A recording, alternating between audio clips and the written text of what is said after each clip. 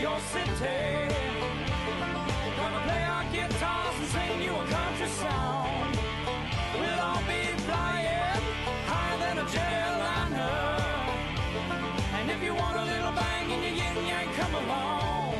Well, come on along and welcome into Indiana Sports Beat. Thanks a lot for taking us along wherever you're going, whatever you may be doing. Jim Coyle with you, as always. Justin Kalen high atop the crew chief's box. That's right.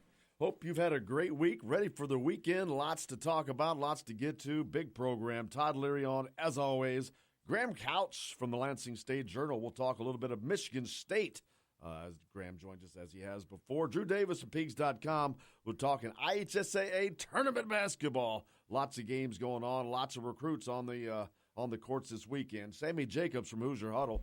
Spring ball is in the air. We got to talk about that as well. Before we get to all that, let's get to the headlines with Justin. All right, here are a look at your daily Hoosier headlines for this first day of March 2019. As Bryce Harper has finally reached a deal, he'll head to the Phillies on a 13-year, $330 million deal. IU baseball set for a weekend trip to take on South Carolina, while Indiana softball heads down to Louisiana for a tournament this weekend. Indiana basketball will face Michigan State in Simon Scott Assembly Hall tomorrow at noon, and Indiana women's basketball will host Purdue Sunday at noon in Simon Scott Assembly Hall. Those are a look at your daily Hoosier headlines on this first day of March 2019. For more information, make sure to check out thedailyhoosier.com. And absolutely do that. Hope your day's off to a great start. Make sure you are ready to hit us up with questions or comments for any of the guests on today. Like I said, a big lineup as always. Todd Leary joins us later on in the program talking. We're going to prep on the Indiana-Michigan State game. We'll also get to talk to Graham Couch from the Lansing State Journal, get a Michigan State perspective. Graham joined us back during the football season, and we'll talk again on the hoop side of it. Drew Davis, he's out on the trail. Indiana high school basketball is underway. There's great games this weekend, lots of games. Get out and see these games, by the way. Go support your high school basketball games in whatever community you're in, because there's nothing funner than high school basketball, man. Look at these packed gyms. Yeah. Nick Baumgart sent me some pictures yesterday of the game he did at Boonville. He just talked about what a great environment. It was a Tuesday night game, he said, too. He goes, there's 5,000 people in here, man. It's awesome. Great time of year, fun time of the year as we head towards the NCAA tournament here coming up sometime soon. But lots to get to. Justin, you got a game? Are you doing any games this weekend? I've got Gordon-Salem tonight, so that should be fun. Cool. Looking forward to all those games. Some big games in southern Indiana. Floyd Central taking on New Albany. The old renewing the old rivalry. A couple of great coaches there, Jim Shannon and Todd Sturgeon, battling for the 80th consecutive time, it seems like, as these two rivals have been banging on each other for the last couple of years in the playoffs. Of course, first year, New Albany is sans Romeo. Floyd Central has beaten New Albany back-to-back seasons in the regular season. First time in a long, long time. But Jeffersonville takes on Bedford North Lawrence as well. All that action at the Seymour sectional. Bedford actually beat Jeffersonville this year. Yep. One of the few teams that beat Jeff. Many people expect it to be Floyd Central Jeffersonville, but that's why they play the games. So lots of other games we'll talk about a little bit later, too. And down in southwestern Indiana, you got a lot of great Evansville schools. They're all over the place, man. Trace Jackson Davis in action. There's just a lot of great games. So make sure you get out and check them out. Yeah. And if you can't check them out, those Seymour sectional games will actually be on Big X tonight. Absolutely. Right here. You can. What time does that start? 6 is the first game. Tune it in, 6 o'clock. Speaking of that, tomorrow, make sure you can catch the Indiana-Michigan State game right here. That game starts at noon Eastern, 11 Central. Pre-game, of course, starts at 11 or 10 Central. Don Fisher on the call. You can catch that game right here. No better way to listen to the game than with Don Fisher. Hey, make sure you like or follow us on Facebook. If you don't catch us live, you can always catch the show rebroadcast on Apple Play, iTunes, iHeartRadio, Spotify, Google Play. You can catch us live each day on thedailyhoosier.com, indianasportsbeat.com, or at thegruelingtruth.net, part of their national sports network. So plenty of places to find us. Text line 812-269-69 888-636-6367. We're going to open it up. Come on in. Comments, questions? Any of the guests that are on the program today, get those in. As like I said, Todd Leary is going to be with us, Graham Couch of the Lansing State Journal, Drew Davis, and Sammy Jacobs. So plenty to get to, plenty to talk about, and anything else you'd like to talk about. What's your favorite games coming up this weekend? Or what high school games are you wanting to go see? Christian Lander's going to be in action. Alex Hemingway's out. And that's another thing. There are some guys that are already gone. Alex Hemingway gone with Castle. Armand Franklin, Indianapolis Cathedral, gone already. Yeah. So it doesn't take long when the tournament rolls around. Did you see the picture Armand's mom posted? I did not. She posted a picture of Armand, obviously at one of his Indiana recruiting visits, standing in front of the big Indiana State logo. Said her son will be heading to Bloomington soon. I don't know if by soon she meant literally within the next month or so, or is he going to wait until school year's over? Well, you don't go in the middle of a school semester, mid-year maybe, but that's already passed. We're into the I think she means as soon as school's over. Yeah. But he could be spending a lot more time down there if he wants now. I wouldn't be surprised for him to see him at each game. His season's over, so he probably would spend as much time there as possible if he wanted to. Checking out the games, he can spend time around the guys. I wonder if he can suit up. Could use him. Could use his shooting. Hey, he's coming fresh off his season, so his shooting is probably in top form. He's ready. He's ready to go. Let him play. Let him play. That'd be kind of funny, wouldn't it? Step off the high school court onto the college court. Amazing. Let us know what your thoughts are. What's going on with you? What are you looking forward to this weekend? Indiana, Michigan State. I don't want to forget the Indiana women. Taking on Purdue on Sunday. Get out and support them. Trying to rebound. They lost at Purdue earlier in this season. This, I think, would put them in a tie in the conference for the fourth lowest spot. Ooh. Which you play that extra game in the Big Ten tournament. And I don't know what the tiebreaker would be because they would literally be tied because there was one game separating these two I noticed the other day, and I know Purdue's already beaten Indiana once. So if Indiana returns the favor and their records are tied, I don't know where the tiebreaker is, but somebody's got to play that fourth game. Yep. Indiana women's team has really been on a slide here in Big Ten play. Well, they lost Ali Padberg. Yeah. They've got her back. Now, that does not excuse how they got their ass beat by 20 at Northwestern the other day. Yeah. So, there's the opportunity for them. See what they can do. But before that, Indiana men taking on Michigan State. The Spartans coming to Simon Scott Assembly Hall Saturday for a noon tip.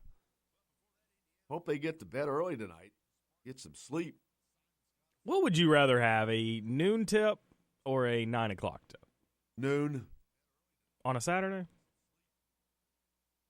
I guess it doesn't really matter. Both suck. Yeah, they do. I mean, you got the rest of the day. But yeah. You got. I don't know. That's a good question. Because you got the Indiana game tomorrow, and then you're done at 2, and then you got nothing. Luckily, there's Tennessee and Kentucky at 2, but then after that, you're. Oh, there'll probably be some good games. I'm just. Yeah. I don't like. Yeah. I hate being done so early. Yeah. But I don't like. If I was a player, I don't know if that would matter. As long as I didn't have to get up early the next day, I don't care. I'll go late. But a big game for Indiana. They've already knocked off Michigan State once this year up in East Lansing. How ironic would it be for a bottom dweller team to sweep the team that is most likely going to win the Big Ten title? Forget the irony of it. It would be huge for Indiana as silly, and I keep saying as silly as it sounds, and it is silly. They are still in consideration for NCAA tournament talk because of their unbelievably strong strength of schedule, because of the fact they have 6 quadrangle wins and a shot at another on Saturday. It's nuts. I don't see it happening, to be honest with you. That means they're going to have to win a couple games in the Big Ten tournament. It's not that they're not capable of it. They are. I just can't expect that of this team. We have no reason to believe that at this point. None. They have the capability, but I have no reason to believe that they can do that, or that they will do that, rather. For what it's worth, I was just looking at the Big Ten standings. If Indiana were to beat Michigan State on Saturday, I think that takes Michigan State out of contention for the Big Ten championship. Who's that? Who does it elevate? Purdue? Purdue. How freaking ironic is that? Well, because I'm looking at what Purdue's got left on the schedule. Well, they don't have anybody. Right, versus Ohio State, but then they travel to Minnesota and Northwestern. But that should be a 3-0 stretch. You said that as if that's compelling. They travel to then they go to the easy games. Would be if it was the old Hoosiers on the road. But man, it just seems like Purdue had an easy schedule this year. Yeah, they didn't play Michigan State twice, did they? They didn't play Michigan twice this year, did they? I don't think so. No, they had an easy schedule this year. But it is what it is. Schedule set, and if they win it, they win it. But how ironic would it be that Indiana sets them up for a Big Ten title? Yeah, they did play Michigan State twice, but they avoided playing Michigan twice. Well, Indiana's definitely going to try to upset Michigan State because they need that for themselves. But Tom Izzo, if he has anything to say about that, will not. He needs it. He wants to win that Big Ten championship. He does not want to lose again to Indiana. He talked about, Mike Schumann, the Daily Hoosier, had a nice piece yesterday. Tom Izzo called Indiana the strangest team. And they are. Yeah, he's not wrong. Nope. He goes, and he's like, he talked about how they beat them. He goes, yeah, you got Green. He goes, Justin Smith killed us. He goes, he's not even starting for him anymore. He's a reserve. He said he killed us, and he's not even starting anymore. Well, he's the only person you're the only person he killed this year. Yeah. But, yeah, Indiana's at its most healthiest that it has been this season with the Deron Davis in the lineup, other than being sick the other night. Hopefully he's well and ready to go. How big of a role does he play in a game like this without Nick Ward? Gigantic. Yeah. They got to stop him. They got to stop him. They got to stop Juwan Morgan. Huge. I think Indiana could own the paint. Yep. But his replacement, Xavier Tillman, Nick Ward was averaging 15 points a game. Xavier Tillman, since he replaced him, 16.5 points a game. Playing well. So let me see you then raise you one. They haven't lost a thing right now.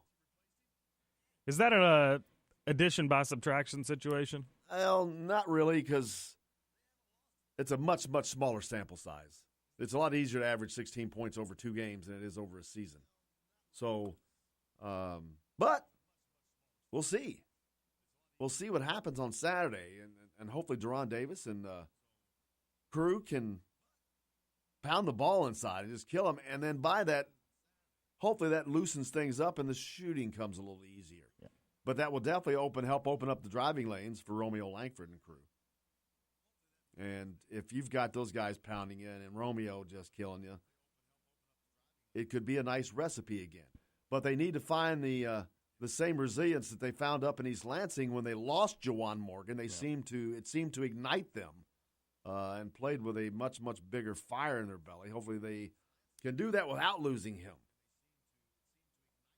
It's a lot better with him on the floor, although they win the game against Wisconsin without Juwan Morgan. Arguably, their two biggest wins, two of their biggest – well, Michigan State was absolutely the biggest win. Wisconsin was a big win. So two of their biggest wins of the season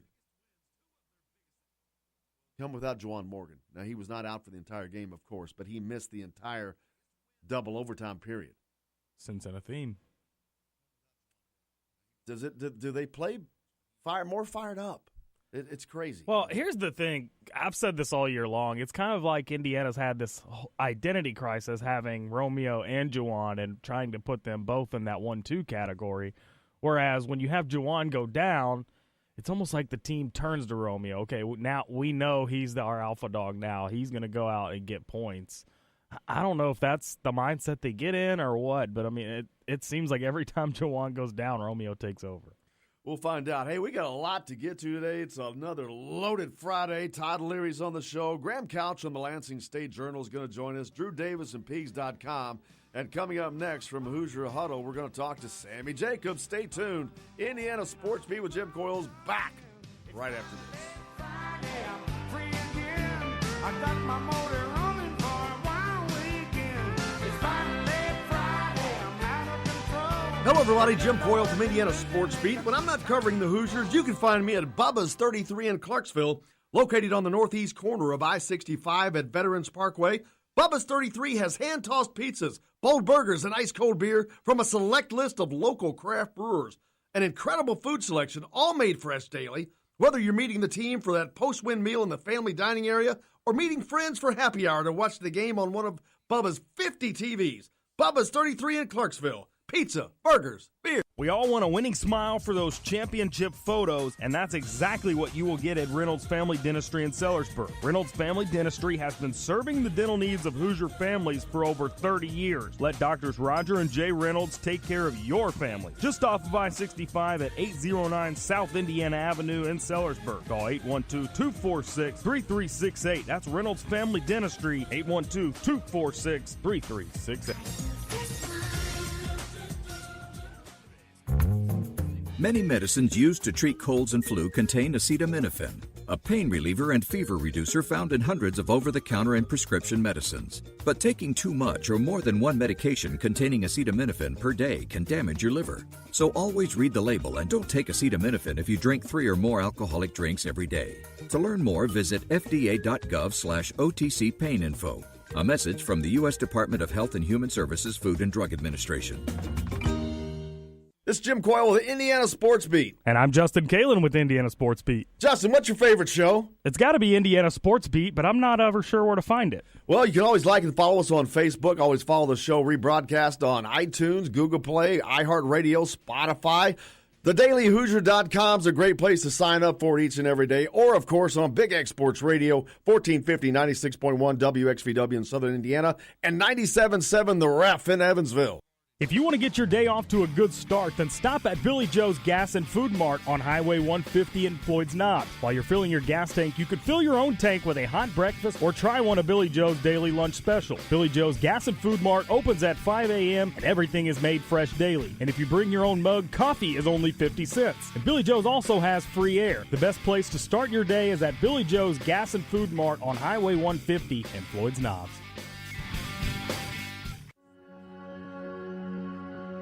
All across the country, people are coming together to speed up what we can learn about health. The All of Us Research Program is calling on 1 million people to join us as we try to change the future of health. For your family, for future generations, for all of us. Visit joinallofus.org and find out how you can become 1 in a million.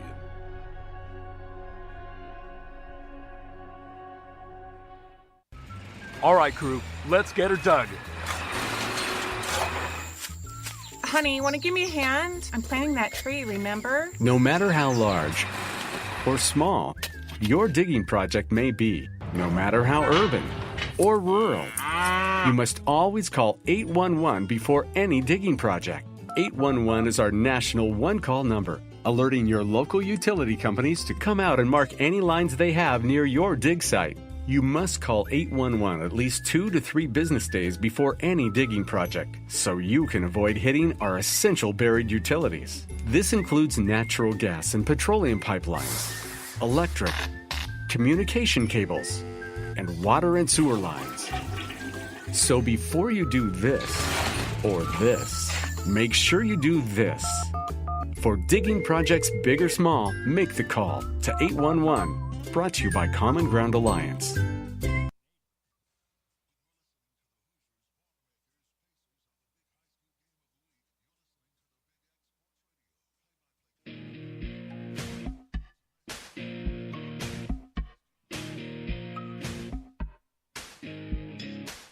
Welcome back to Indiana Sports Beat here on this Friday. Heading out for the weekend, lots to get to. Speaking of lots to get to, our good friend Sammy Jacobs on with us now from HoosierHuddle.com. Free IU content covering IU football. Sammy, how are you, sir? It's Friday, so I'm doing excellently. Yeah, ready to head off to the Northeast for a little trip. Yeah, heading out to Boston later this evening after work for a conference, and hopefully be back on Sunday. Please come to Boston for the springtime. I love Boston. Boston's a great place to go, man. Bring us back some beans. Some clam chowder and some beans. I'll just leave the beans. I just want the clam chowder. I love clam chowder. But Boston's a great place. Great place to visit. Great place. Not a fan of those sports teams, but yeah, I mean, you can't have a perfect place. There you go. Hey, speaking of big time, spring football opens up this weekend, man, for Indiana, and a lot of excitement. I know they met with the media yesterday, Tom Allen and everybody talked. You got to see a lot of the guys out there, and you're not going to see a lot in spring ball, but it's just it's always exciting just to kick things open for a little while.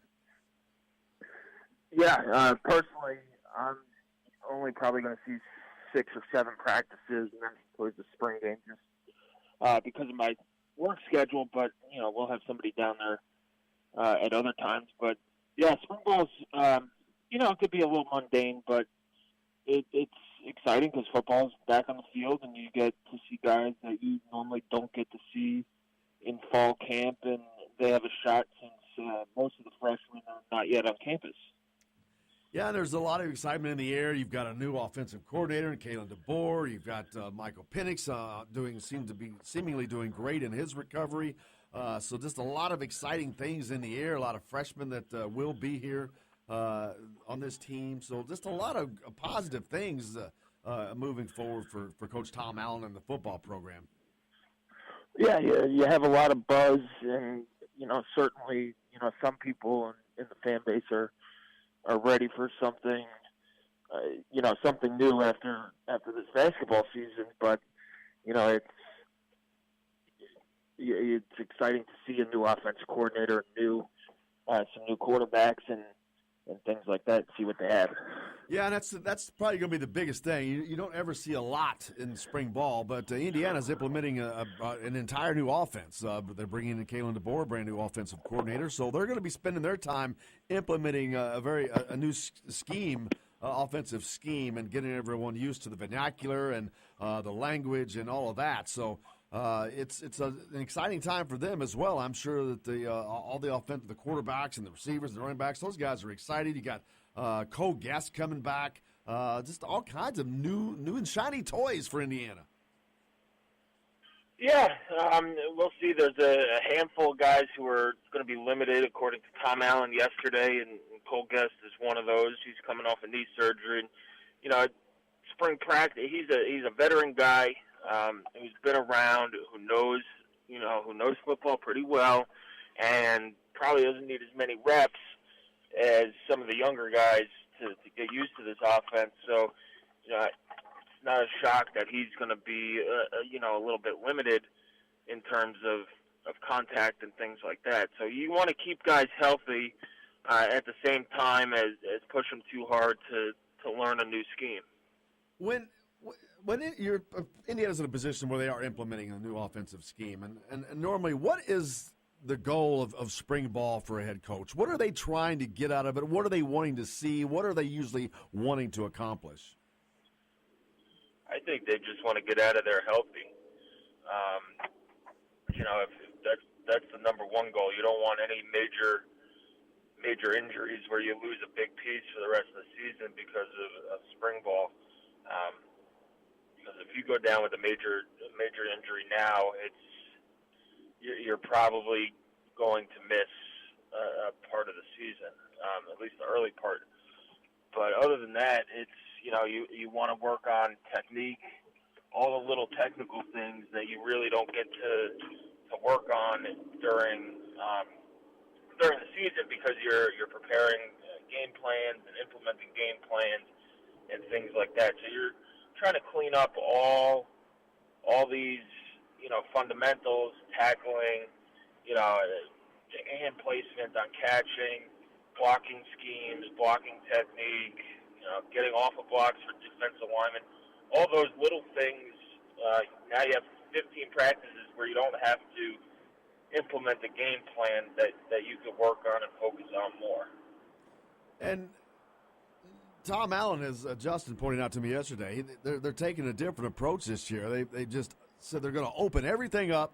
Media can come watch everything. Just come check us out, and here we are. We're on display for you.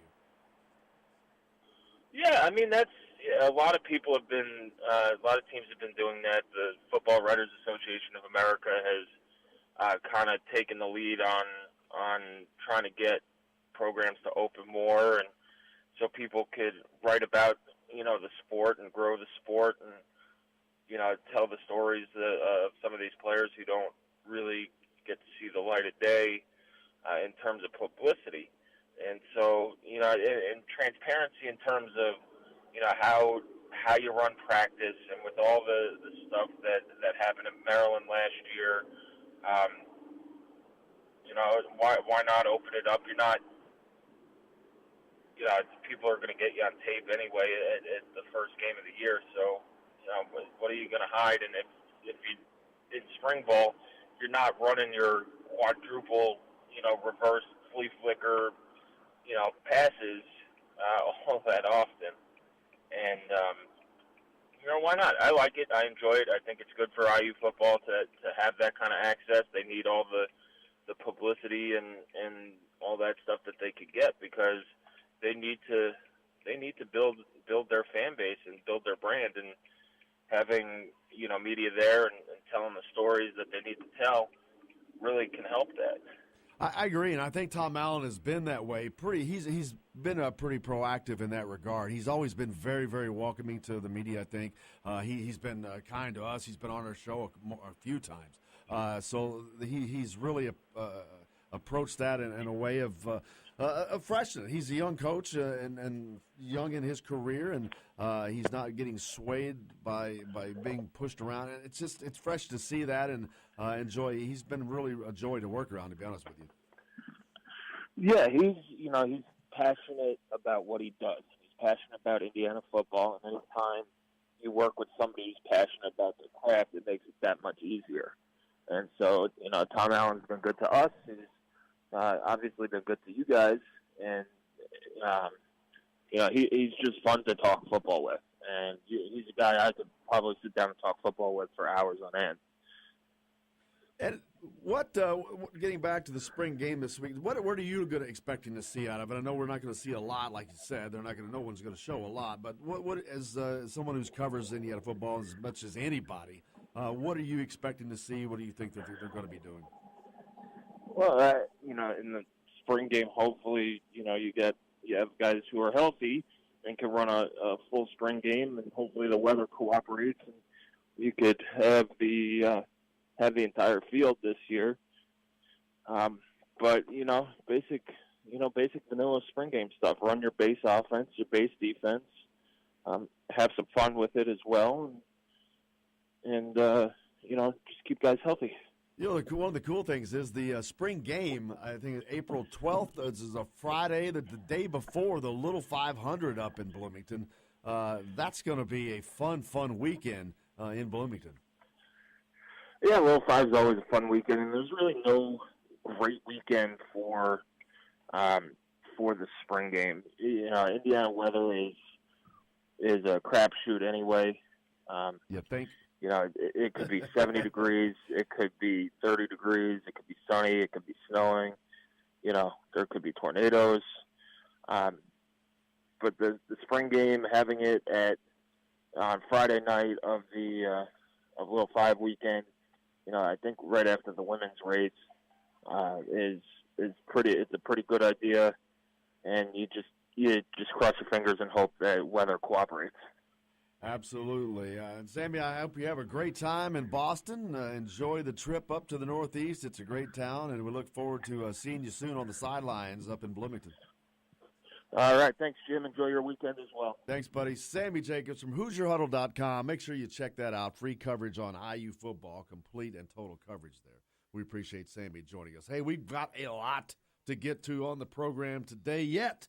Todd Leary is going to be with us. Graham Couch from the Lansing State Journal will talk some Michigan State IU basketball. And Drew Davis from Peaks.com. And IHSA tourney is underway as well. Lots to talk about. Stay tuned. Indiana Sports Beat back right after this.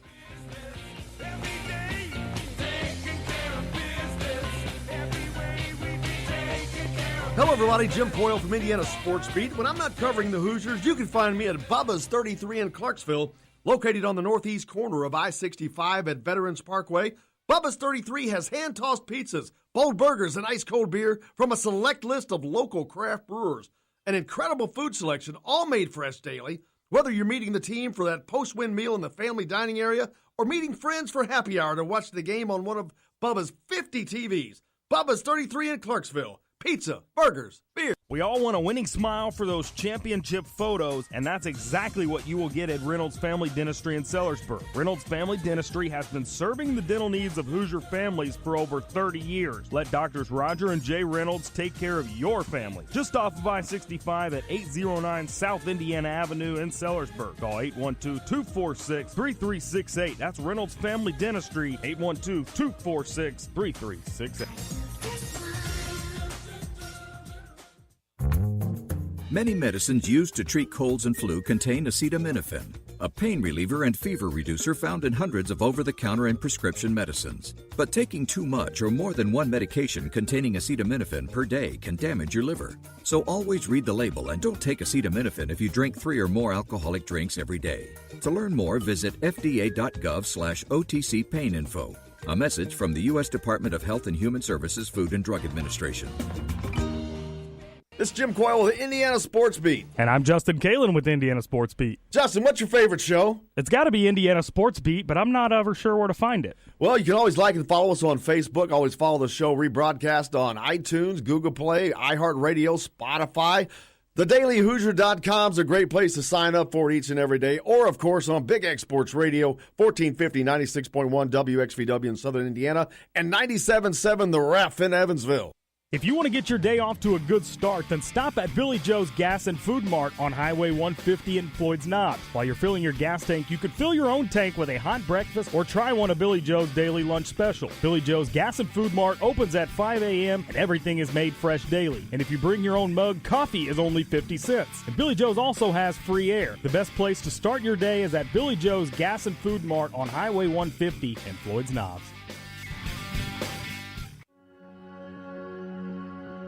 All across the country, people are coming together to speed up what we can learn about health. The All of Us Research Program is calling on 1 million people to join us as we try to change the future of health. For your family, for future generations, for all of us. Visit joinallofus.org and find out how you can become 1 in a million.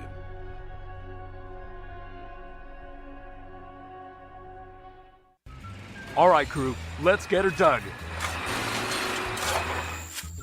Honey, want to give me a hand? I'm planting that tree, remember? No matter how large or small your digging project may be, no matter how urban or rural, you must always call 811 before any digging project. 811 is our national one-call number, alerting your local utility companies to come out and mark any lines they have near your dig site. You must call 811 at least 2 to 3 business days before any digging project, so you can avoid hitting our essential buried utilities. This includes natural gas and petroleum pipelines, electric, communication cables, and water and sewer lines.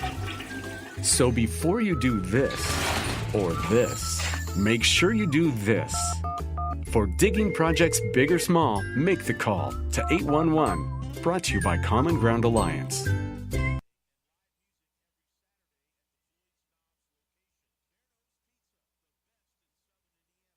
This hour is brought to you by Sweetland Waste and Removal Service, a homegrown company serving Southern Indiana since 1995. He'll bring it up. Romeo, 7, 6, 5, 4. Romeo drives it right down low, lays it up. Score!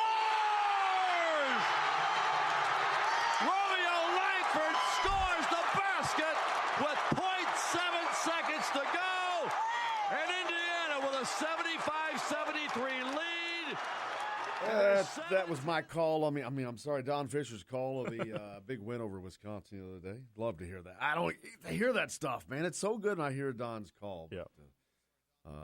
Hopefully that's another he can mimic Saturday for the Hoosiers as they take on the Michigan State Sparty. Earlier, I was talking about Purdue and how their schedule seemed to have just not been that strong this year. But in actuality, and if you want to follow me on Twitter, you can do so at Jim Coyle ISB like Caleb does, where he busted me out correctly and said, no, actually, they've got a pretty tough schedule. And and actually, it's the truth. He said that CBS had him as 9th. Well, that's nothing because the NCAA's got him listed as 6th. It's pretty tough. Yeah. You got Duke at the top, Virginia, North Carolina. So the top 3 schools are the ACC schools. Well, just curious, where is Indiana sitting on that? They're 12th. 2 weeks ago, yeah, they were 7. So the first Big Ten school starts at number 5. You got 5, Michigan State, which is Michigan State, then Purdue, then Wisconsin. 8 is Louisville, 9 is Kentucky, 10 is Virginia Tech, 11 Oklahoma, 12 is Indiana, 13 is Michigan, Maryland's 15, Penn State's 16, Illinois is 19, Nebraska is 22. You got to roll down a little more because there's more coming. Iowa's 29. That means there are 10 Big Ten teams. Minnesota's 37, yeah. 11 Big Ten teams in the top 37 toughest schedules. That's incredible. Northwestern's 44. Rutgers is 45. So 13 out of the top 45 toughest schedules. Did I miss one? Who did I not? Who did you not say? I mean, the entire Big Ten is wrapped in the top 50. I don't think you said – oh, you did say Wisconsin. If you play a Big Ten team, basically you're playing a top 50 team or a team that's got a top 50 schedule. Yeah. But Caleb was right. So I'll give him that shout-out. Thanks for listening anyway, Caleb. I appreciate it, bro. Yeah. Let us know what's going on with you. You can like or follow us on Facebook if you don't catch us live. You can also follow the show on Apple Play, iTunes, iHeartRadio, Spotify, Google Play. You can catch us at thedailyhoosier.com, indianasportsbeat.com, or thegruelingtruth.net National Sports Network. Why is that, Justin? Because we're ubiquitous. Yeah. Hey, hit us up on the text line, 812-269-6367. Comments, questions. Todd Leary's on the show today. Graham Couch from the Lansing State Journal will join us as well. And Drew Davis. We're going to talk high school basketball. Can you pull up the games? I can't find the schedule of the games this weekend. Got to go to the IHSA website, man. Is that right? That's right. Is that where they have it? That's the spot. Love that because there are a ton of good games coming up. IHSAA. Bam. But I know down in southern Indiana, you got New Albany-Floyd Central. Huge game. Yep. Jeffersonville, Bedford. That's taking place in the Seymour, at the Seymour sectional. Silver Creek Brownstown, another big game tonight in our area, and that'll be at Charlestown. That should be fun. Looking forward to that. Trey Kaufman. Lots of players out this weekend. Lots of guys for you to go check out. So where's the schedule? I got to get this schedule pulled up. I want to see who all's playing. They put it on top of the website, right under. There we go. Yeah. Hey, now, what is that team that that Luke Brown kid plays for? Blackford. Are they still in? That's a great question. I'm looking right now to see if they may play tonight.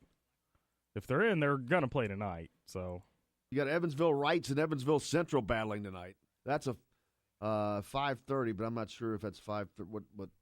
6:30 our time. Your time.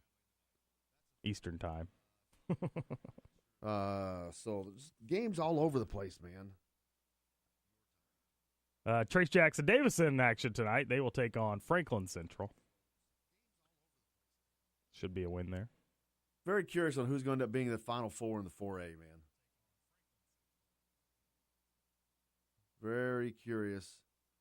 Romeo Langford listed right now. I'm watching ESPN in the background. The latest 2019 mock drafts got Romeo Langford listed at number 5, going to the Atlanta Hawks.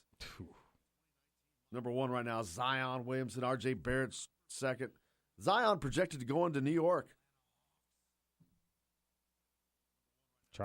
Stop trying for Zion. Isn't Romeo's family from the Atlanta area originally? That sounds familiar, yeah. Boy, wouldn't that be incredible for him if he were drafted by the Hawks. If that is the case, indeed the case. I think that it is. And being that close to the top, if that turns out to indeed be the case, that may be true. I mean, that may be pretty accurate as far as where you end up. Yeah. Can't, no guarantees, but. Pretty incredible that the mock drafts for the NBA have pretty much stayed the same all year long. There has been very little movement in that top 5. Well, it's because where are you going to move? Zion Williams and R.J. Barrett. You just go. These guys are not going anywhere. Right. But, I mean, even for Romeo to stay in the top 5 all year long, it's been pretty awesome. Well, again, talent projection. Yeah. This is about projected talent. And he's shown it. He's the leading freshman scorer in the Big Ten. He's the third. He has the third highest average for a freshman in the history of Indiana University. Yeah. There's some names that you might want to pay attention to. The two guys that are in front of him are Eric Gordon and Quinn Buckner. Pretty good. Let me tell you who's not in front of him. Calbert Chaney, Steve Alford, Isaiah Thomas. Do I need to go on? Damon Bailey. All these people were freshmen in Indiana. Romeo's having a better season. And doing so on a team that has struggled. So that's why he's projected. He is, and people keep saying, oh, he's not ready. Well, who said he has to be ready to start? They don't draft you they don't only draft starters. Yeah. They draft people that they think are going to be a good pro player. Potential. They think that they see a lot of potential in Romeo, like a lot of people see that. That's what they're drafting on. They don't need the colleges to get them ready for them. They want to do that in the way that they want to do it. So, again, the people that keep saying he's not ready, really? Well, I'm sorry. Who are you a GM for? Text into the show. Speaking of Romeo, Tim texts in and asks, who leads the all-time series in wins between Floyd Central and New Albany? Tim's a New Albany guy, so I'm guessing New Albany. I would hope. Well, of course they do because of the 20-year stretch. Yeah. Where after Joe Hinton was fired. But I got news for you. I know in football they don't. Floyd Central leads it in football, which should kind of be embarrassing because it takes a long, long time to establish a football program. New Albany's had a football program for 100 years. Hello. But, New Albany won 20 in a row or whatever, so there's no way that they don't resoundingly lead that series now. He also texted in and said, tell Jim New Albany's better, except maybe this year. Always a first. Or last year. They also lost last year. That's true. No, a great program. Jim Shannon has done a remarkable job there. Floyd Central is a lot like Indiana. They were a dominant program. You had a dominant coach in Joe Hinton, and they made their horrific, ridiculous mistake of letting him go, and they spent the next 20 years like Moses walking through the wilderness. That's exactly what happened, and it's what's happened to Indiana. You see a Bob Knight, a dominant coach. And what happened in Indiana after that? They have struggled to regain. I mean, I'm talking, these are mirror images. They're pretty damn close in the regard of which I'm talking about. And a perfect example is you look at, Floyd Central didn't own New Albany before, but Indiana owned Wisconsin before. And then that turned around.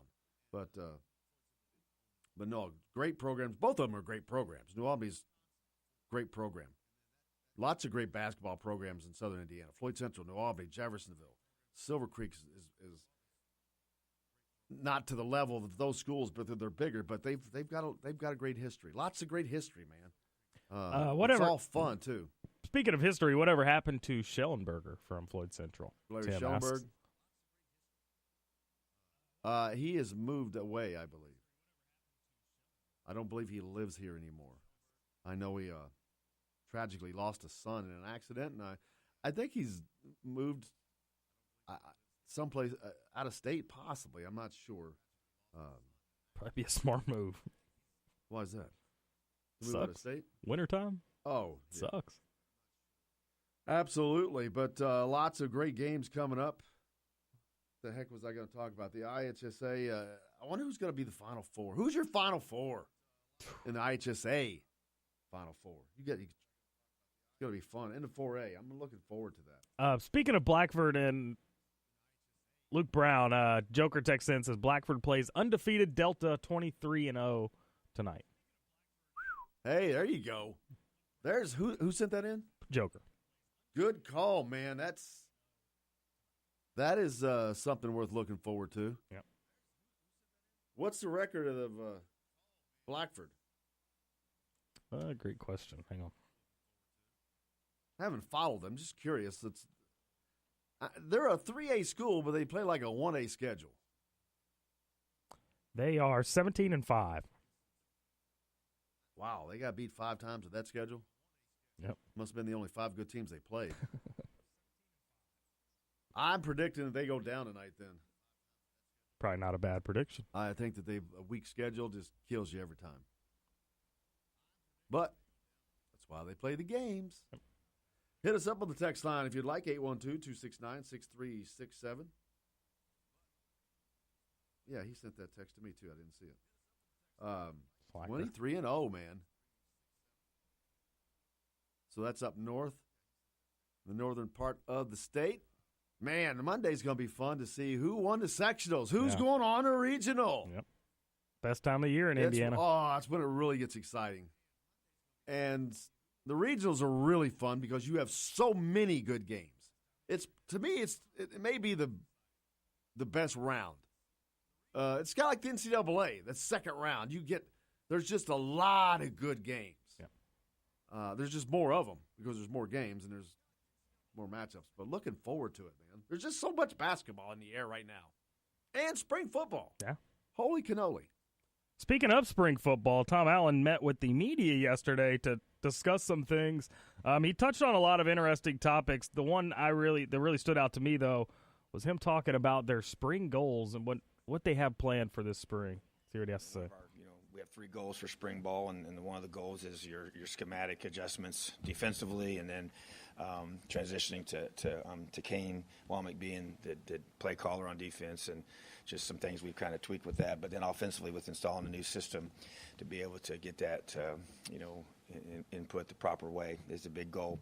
The fundamental development that we have to have on both sides of the football is always a huge focus for spring football. And then at the end of the day, your number 3 goal is to be able to come out with a depth chart, just kind of see where the team falls by the end of the spring campaign. So really looking forward to that. I always like to be able to have this time to talk about any changes on the roster. Have had very few of those. Pretty much things have been going as we want them to go. Drew Conrad's the guy, though, that has moved on. It's really only because of his academic pursuits. All right, welcome back. Yeah, spring ball gets underway this weekend. Practice starts for Indiana on Saturday. I don't know what time practice is because Indiana plays Michigan State at noon. Curious. Need to find that out, what time practice is. Surely not during, right? They usually practice in the morning. Yeah. But I got to pull that up. But, yeah, that's a lot going on right there. A lot going on. But Indiana with a rare noon tip at Simon Scott Assembly Hall tomorrow against Michigan State. Game that you can catch, of course, right here. Starts at noon Eastern time, 11 Central. Don Fisher on the call, of course. The pregame starts an hour before, which is 11 Eastern, 10 Central. Early. If you're on Central time, pregame starts at 10 in the morning, man. Roll out of bed and flip it on. Don Fisher and a Bloody Mary. It's a hell of a Saturday morning. Hey. Sounds pretty good to me. Sounds pretty good right now, as a matter of fact. Wake it up, get it going. Big Friday. Todd Leary's on the show today. Graham Couch from the Lansing State Journal. Drew Davis also coming up. Get your questions in. We got a lot to talk about, man. Lots going on. What are you looking most forward to this weekend? There's a lot of games. There's a lot of action. Things are coming down to the end of the season as far as basketball goes. Well, the women's team, I think the last I checked, they were projected to like a 10 seed in the tournament. They need some wins if they want to keep that up. They've got an opportunity Sunday. The Lady Boilermakers will come into Simon Scott Assembly Hall. Indiana has a shot to redeem themselves for a loss up in West Lafayette against them. We'll see what they can do. But how about the men's team? They have a shot to win out here in the season. They've got 3 games left. Michigan State on Saturday, Rutgers, and Illinois. They've got to travel to Illinois. That's not going to be an easy game. No. Not many games have been easy for Indiana on the road. And I know it's Illinois, but Illinois has they played decent ball this year. Yeah. They're a program that is on the rise. Brad Underwood has really done a decent job recruiting there and elevating them. I tell you who may be in trouble, Tim Miles at Nebraska. They got pounded at Michigan last night. Yeah. 82-53. They lose about 30. And I was watching that game.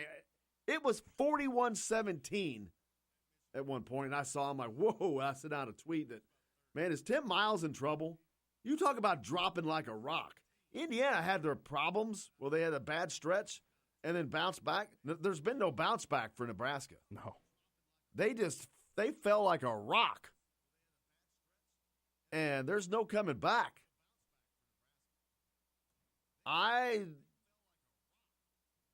Did he just sign a new extension? I want to say within the last year or two, yeah. Not a good call, huh? Well, it's going to be curious to see because they were expecting big things and they seemed to start the season okay, and then boom, they blew up about the same time Indiana did, but it was after they kicked Indiana's ass in Bloomington. It was their last good game. It was. It was. They have gone downhill ever since then, which is ironic. Hey, here's a stat for you. A little off topic. Heading over to women's hoops, Tennessee women actually lost to Vanderbilt last night at home. Their first time they ever lost at home to Vanderbilt, and they are in danger of missing their very first NCAA tournament. Is that incredible or what? Oh, I didn't. I saw that they were in danger of missing the tournament. I had no idea it was their first. Never have missed a tournament. Holy smokes. It's pretty big. Yeah, that's an era coming to an end, which I thought had already ended, but that'd be like UConn missing the tournament. That won't happen in my lifetime. You don't think? Nah, I'm sure it will, but doesn't seem likely. As long as Gino Auriemma is alive. It ain't going to be this year. They're going to be a number 1 seed. But and how about the Pacers? They keep winning. Love it. You want to talk about a mind-boggling team? How about they're in second in their division? I love it. Solidly in the playoffs. I mean, it's blows my mind. I had a buddy bet me last week that the Pacers would not finish top 4 in the East. Easy money. Easy money. Yeah, what are they right now? Third? Third, yep. And the Celtics are in a free fall, so I'm really not even worried. Kyrie Irving not expected to be a part of that going forward. Nope. We'll see. But make sure you hit us up on the text line. If you got any comments or questions for Todd Leary coming up or for Graham Couch or Drew Davis, who are coming up in the next segments, just hit us up on the text line, 812-269-6367, like everybody else has been doing. But it's going to be a fun weekend, man. Yeah. This is like, all right, we're getting close to the Big Ten tournament starting, and then the NCAA tournament or NIT or wherever you end up, your teams end up. It looks now that at least that Indiana will, at the very minimum, be in the NIT, I would imagine, with the way they're playing now. With 3 games left, although one of them is going to be a very tough game against Michigan State, and the one on the road in Illinois is not going to be easy. So the Rutgers game, they're not losing that. If they split Michigan State and Illinois, they end up with a winning record. Actually, the exact same record as last year. Exact same if they split. Now, if they sweep, and they roll into the Big Ten tournament, well, they won't be playing on Wednesday, like you pointed out last week, which I thought was an advantage to them. Yeah. Of getting to play. It's not something that you want, but having to play on Wednesday this year, I thought would have been an advantage because it would have given them another game to win. We've got a lot to get to today. Todd Leary's on the show. Graham Couch and Drew Davis all coming up next. Stay tuned. Indiana Sports Beat back with more right after this.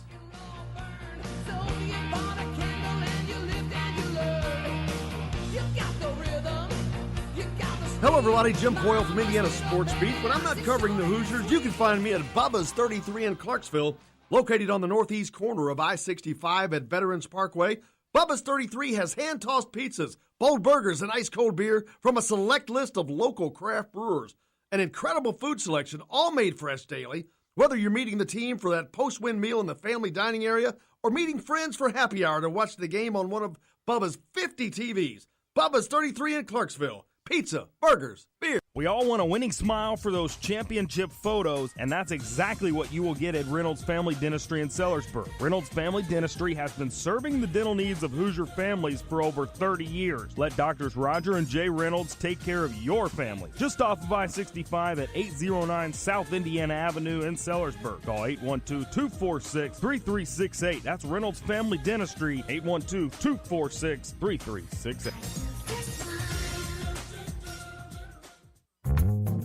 Many medicines used to treat colds and flu contain acetaminophen, a pain reliever and fever reducer found in hundreds of over-the-counter and prescription medicines. But taking too much or more than one medication containing acetaminophen per day can damage your liver. So always read the label and don't take acetaminophen if you drink 3 or more alcoholic drinks every day. To learn more, visit fda.gov/OTC pain info. A message from the U.S. Department of Health and Human Services Food and Drug Administration. This is Jim Coyle with Indiana Sports Beat. And I'm Justin Kalen with Indiana Sports Beat. Justin, what's your favorite show? It's got to be Indiana Sports Beat, but I'm not ever sure where to find it. Well, you can always like and follow us on Facebook. Always follow the show rebroadcast on iTunes, Google Play, iHeartRadio, Spotify. TheDailyHoosier.com is a great place to sign up for it each and every day. Or, of course, on Big X Sports Radio, 1450, 96.1 WXVW in Southern Indiana, and 97.7 The Ref in Evansville. If you want to get your day off to a good start, then stop at Billy Joe's Gas and Food Mart on Highway 150 in Floyd's Knobs. While you're filling your gas tank, you could fill your own tank with a hot breakfast or try one of Billy Joe's daily lunch special. Billy Joe's Gas and Food Mart opens at 5 a.m. and everything is made fresh daily. And if you bring your own mug, coffee is only 50 cents. And Billy Joe's also has free air. The best place to start your day is at Billy Joe's Gas and Food Mart on Highway 150 in Floyd's Knobs.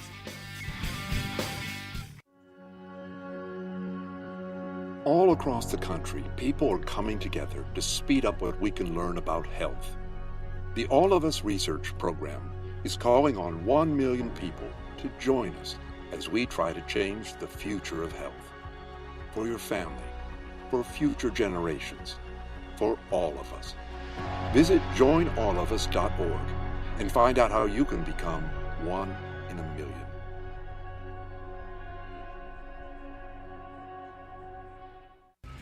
All right, crew, let's get her dug.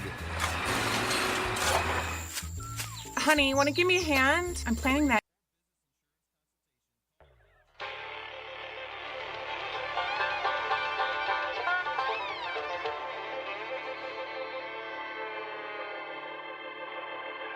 Well, we're coming to your city.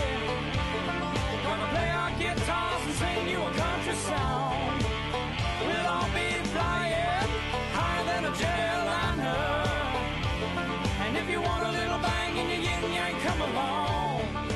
Well, welcome along to Indiana Sports Beat with Jim Coyle. Thanks a lot for taking us along wherever you're going, whatever you may be doing. We appreciate you taking Indiana Sports Beat along for the ride on this beautiful Friday. Joined by Justin Kalen, as always, atop the Crew Chiefs box. That's right. Hope your day's off to a great start. We'll hope to make it even better.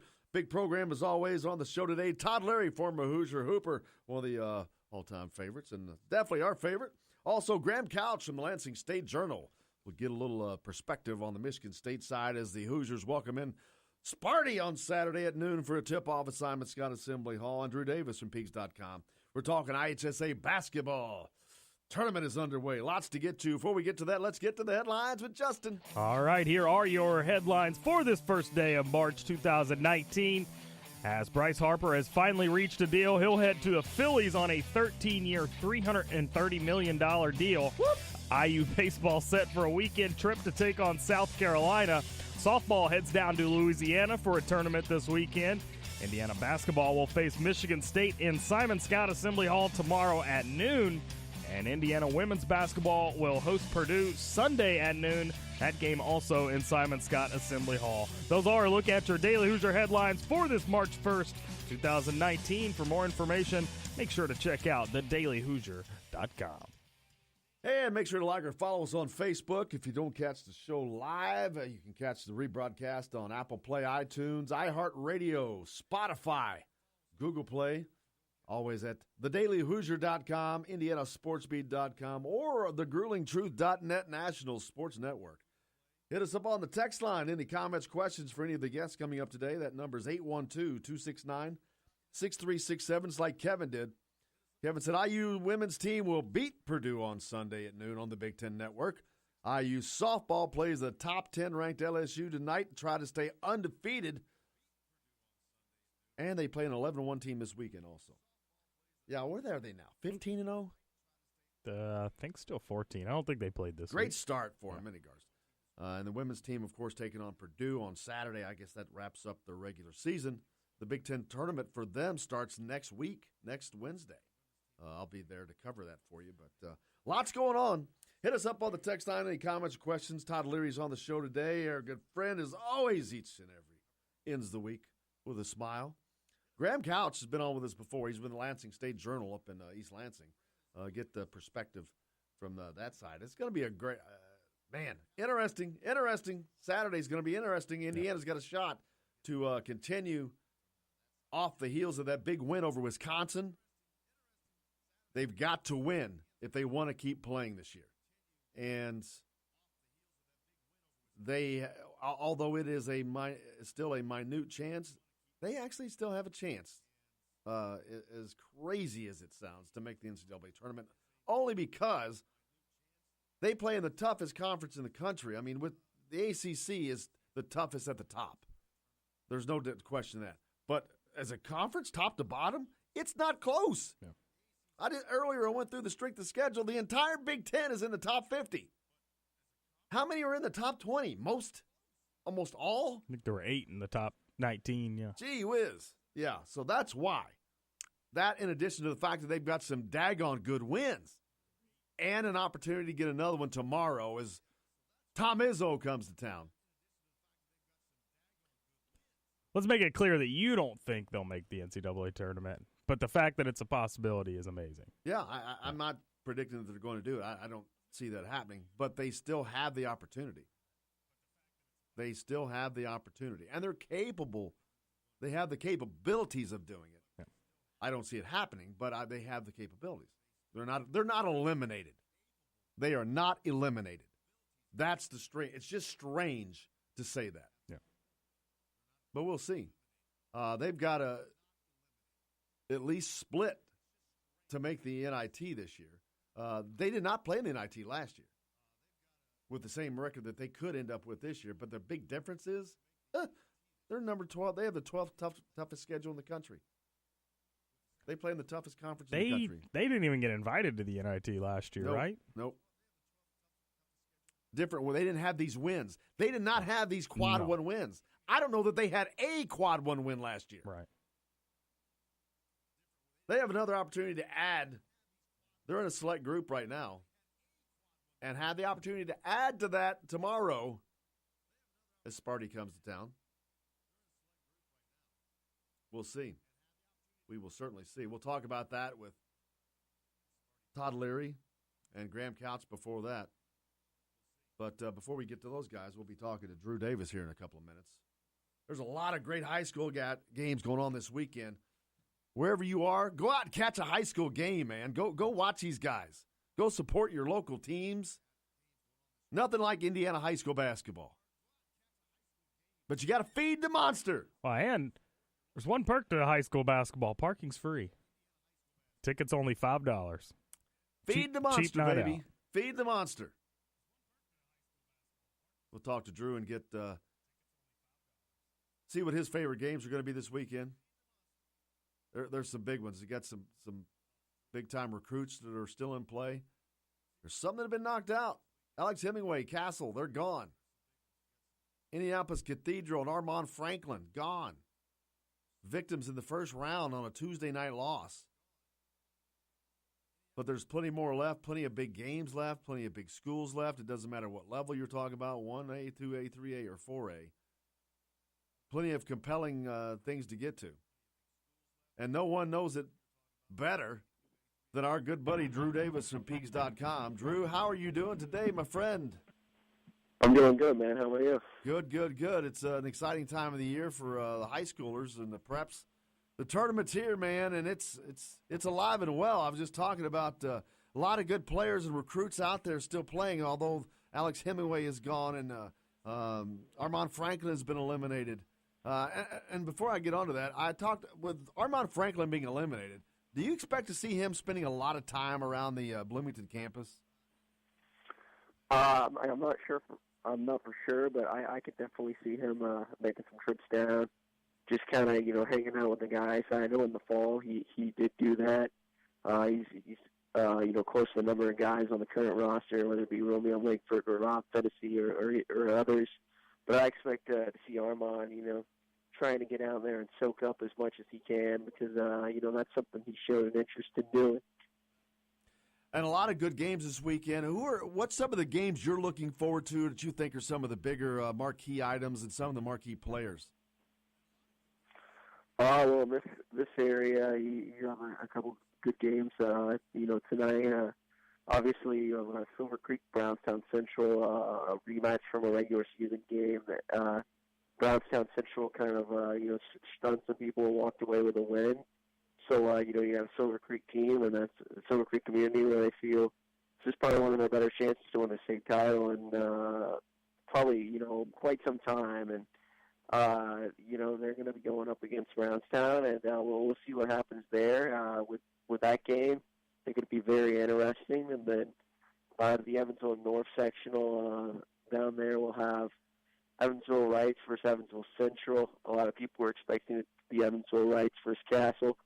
Central's playing really well right now. They, just kept chipping away against Castle and walked out with a win. Central did win the regular season matchup between those two teams. Obviously, you have Christian Lander playing at a very high level right now. That's a matchup that I think is going to be a lot more interesting than, you throw the records out but this time of year. And I think that's just an interesting game with, I think that's going to be a team that, who's going to match up with Christian Lander and kind of go at him.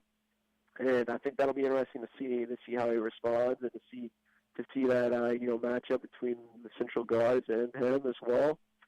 And you obviously have Trace Jackson Davis. I can't remember who they play exactly, but they're in the Center Grove sectional. They just overcame a very slow start against Greenwood the other night. I think at halftime it was 20-16. It was a low-scoring affair. Center Grove's going to need to play better, but they're in the driver's seat to walk out of that sectional just based off their roster alone. And we'll see what happens with those guys moving forward as well. Drew, Justin Kalen here, texting to the show. Question for you. What's the word on the JUCO freshman Sean McNeil out of Ohio going to IU? And if you have an opinion on Colson Montgomery from Southridge and Kurt Hopp from Forest Park. That's from Joe. Yeah, with McNeil, I've been able to watch a couple of his games, the film. But the thing that's hard to tell with him is the talent level he's playing. But I do think he's he's a very solid player.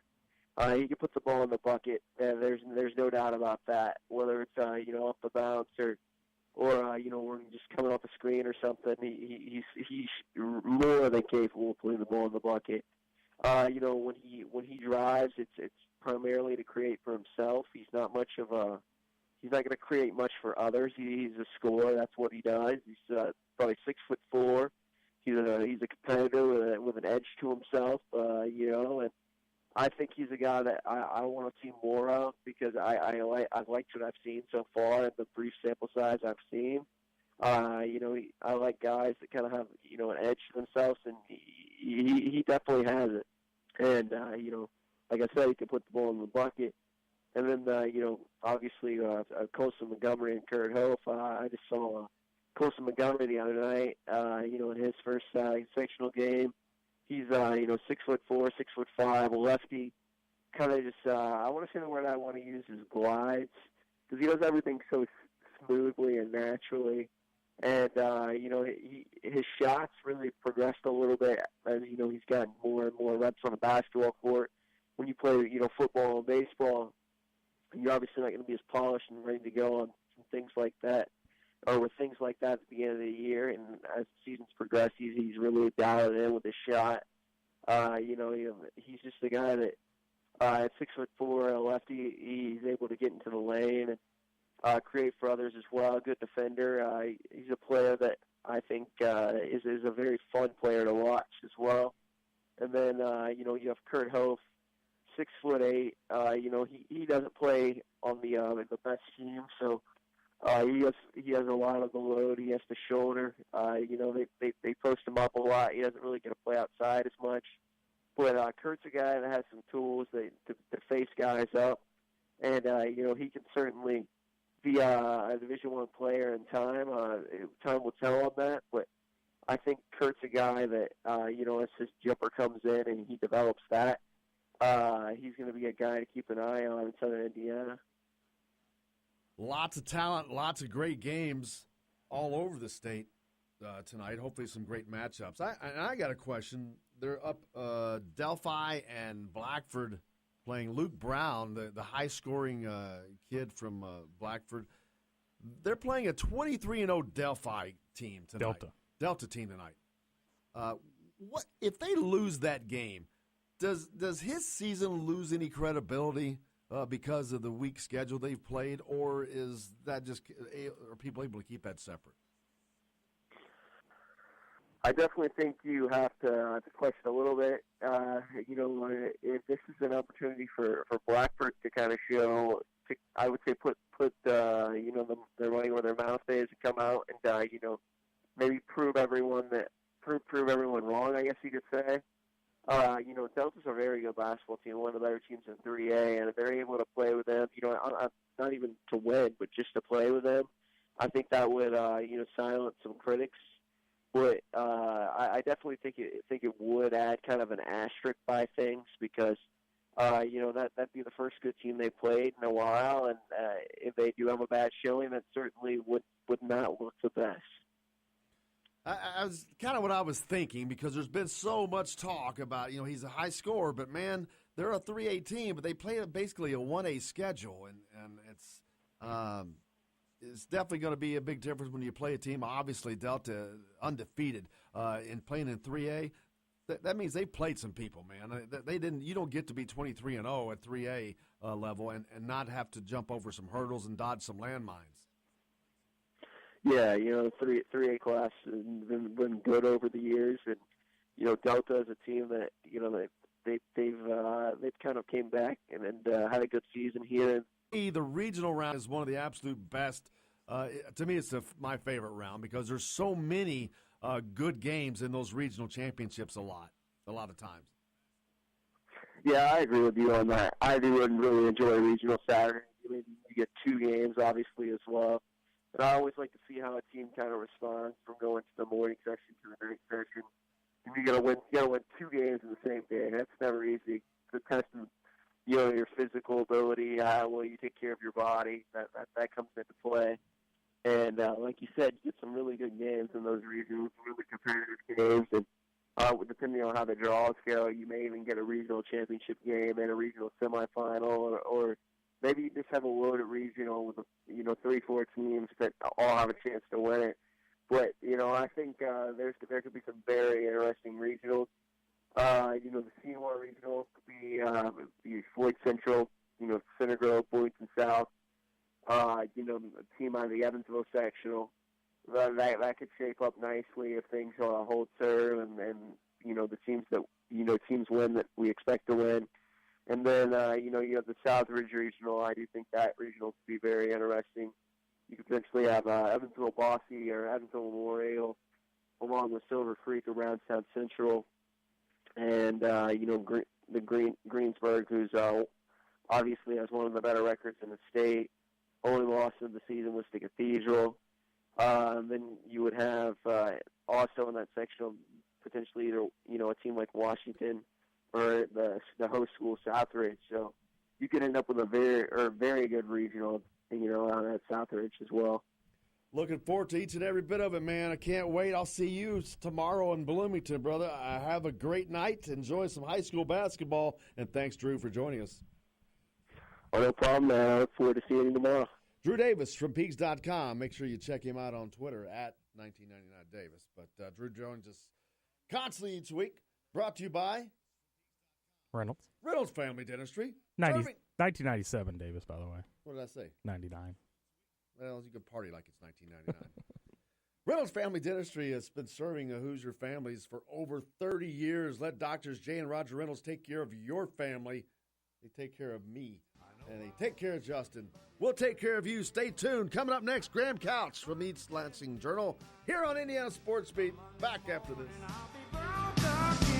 It's finally Friday, I'm free again. I got my motor running for a wild weekend. Hello, everybody. Jim Coyle from Indiana Sports Beat. When I'm not covering the Hoosiers, you can find me at Bubba's 33 in Clarksville, located on the northeast corner of I-65 at Veterans Parkway. Bubba's 33 has hand-tossed pizzas, bold burgers, and ice-cold beer from a select list of local craft brewers.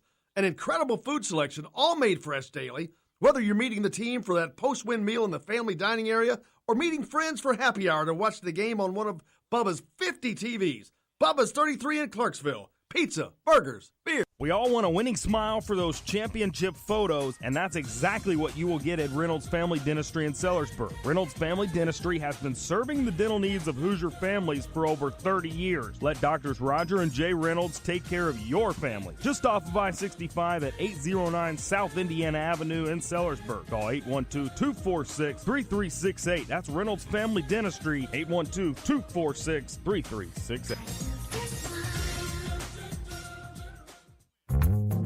Many medicines used to treat colds and flu contain acetaminophen, a pain reliever and fever reducer found in hundreds of over-the-counter and prescription medicines. But taking too much or more than one medication containing acetaminophen per day can damage your liver. So always read the label and don't take acetaminophen if you drink 3 or more alcoholic drinks every day. To learn more, visit fda.gov/OTC pain info. A message from the U.S. Department of Health and Human Services Food and Drug Administration. This is Jim Coyle with Indiana Sports Beat. And I'm Justin Kalen with Indiana Sports Beat. Justin, what's your favorite show? It's got to be Indiana Sports Beat, but I'm not ever sure where to find it. Well, you can always like and follow us on Facebook. Always follow the show rebroadcast on iTunes, Google Play, iHeartRadio, Spotify. TheDailyHoosier.com is a great place to sign up for it each and every day. Or, of course, on Big X Sports Radio, 1450, 96.1 WXVW in Southern Indiana, and 97.7 The Ref in Evansville. If you want to get your day off to a good start, then stop at Billy Joe's Gas and Food Mart on Highway 150 in Floyd's Knobs. While you're filling your gas tank, you could fill your own tank with a hot breakfast or try one of Billy Joe's daily lunch special. Billy Joe's Gas and Food Mart opens at 5 a.m. and everything is made fresh daily. And if you bring your own mug, coffee is only 50 cents. And Billy Joe's also has free air. The best place to start your day is at Billy Joe's Gas and Food Mart on Highway 150 in Floyd's Knobs.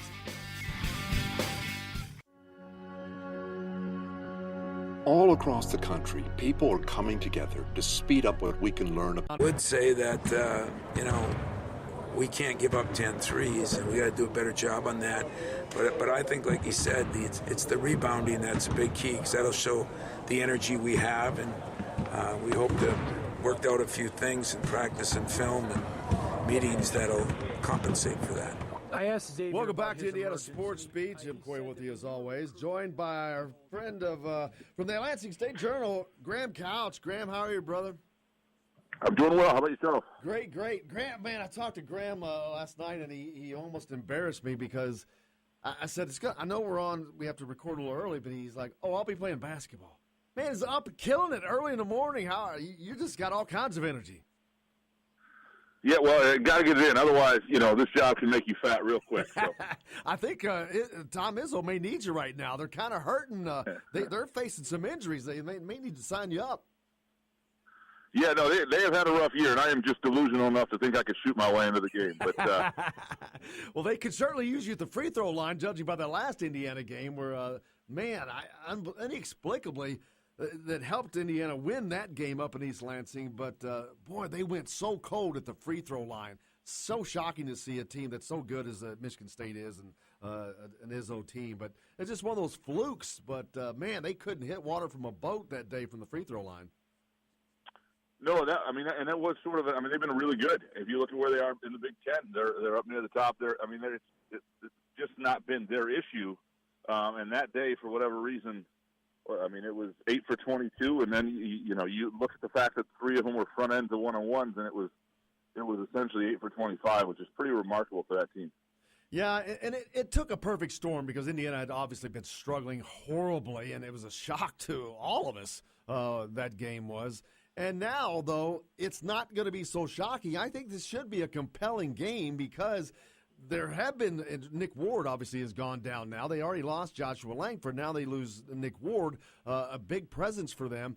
Indiana is getting stronger right now at that point. Deron Davis, who had just come back in that last game, he continues to improve. And now they just got Race Thompson, who gave some great minutes the other day. He had been out for the entire season with a horrible head injury, but they seem to be improving in an area where Michigan State lost a big player, but his replacement Tillman is filled in nicely. Yeah, he has, and in certain matchups they're fine there. The other concern now is it looks like Matt McQuaid has sprained an ankle, and he's questionable for the game, and my guess is he'll play, but that he's probably their second most important player, and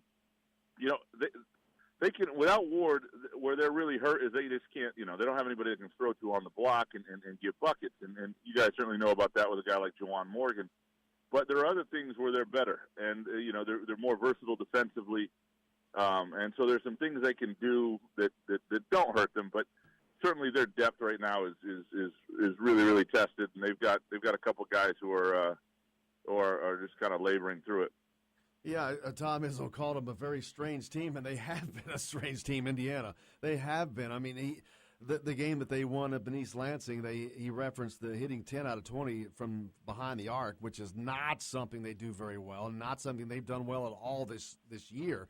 But if they hit 10 threes, you're in trouble because this is something they don't do well. But if they have that aspect going, it's going to be difficult for anybody to beat that team. Yeah, no, for sure, and that's the thing. What happened in East Lansing that made Indiana at the time, and I haven't looked at their stats exactly on this, but it was like 25% from three, and they made 50%, and they, Michigan State was, 70% in free throws, and they made 30%, and so there were a lot of things where it was on the extreme, and so you would think those things would tilt more towards their averages in this game. The thing is, just from a physical, athletic matchup, Michigan State's not going to out-athlete Indiana. And they may be, a little bit better on the glass. But in that first game, that was the issue. Indiana was great on the glass. They were great at loose balls. And as much as all those other stats were there, Indiana created their own energy. They created the vibe in that building that made it a close game. And they did so with second-chance opportunities and by hitting the offensive glass, which kept MSU from running. Yeah, and this game actually is setting itself up to be what looks to be on paper a pretty compelling game. You've got an Indiana team that's got some confidence now coming off a huge win over Wisconsin the other night.